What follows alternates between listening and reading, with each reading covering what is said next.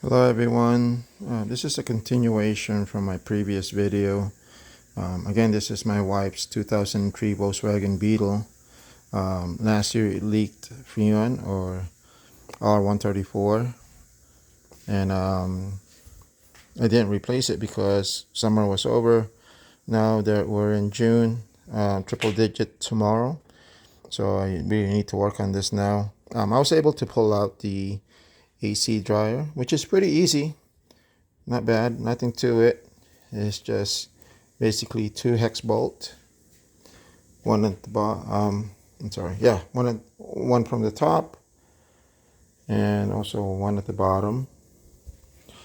And since I didn't have the metric hex, I basically use a 732 to remove it. All right. And then the only hard part was removing the clamp from it, and basically what I've used to remove the clamp is this particular tool right here, which is a 5 milliliter. All right. And I was able to pull it out. I pulled it out from the bottom. So there's the new one right there. Let's see, sorry. My flashlight there. There's the new one. All right. Again, I'm just gonna put back the bolts, and very important that you replace the rubber grommet that came along with it, or gasket. Oh, I'm sorry, grommet. I removed the two ones. These are two old ones. And you can see they're not as flexible as the new one. They're a little bit harder. And where they would go, let's see if I can go to the bottom.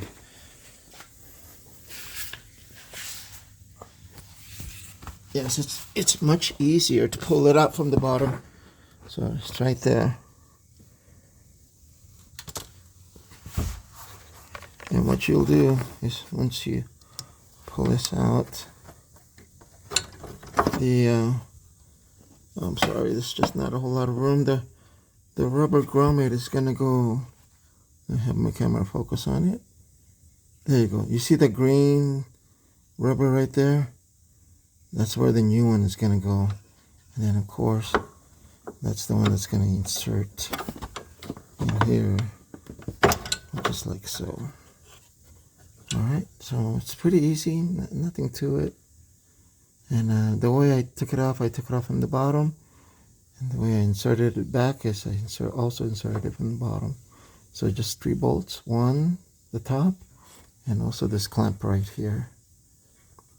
And believe it or not, of all of them, the clamp is the hardest one to put back, which is kind of weird. Alright, I hope this video helps you. Alright, God bless. Bye-bye.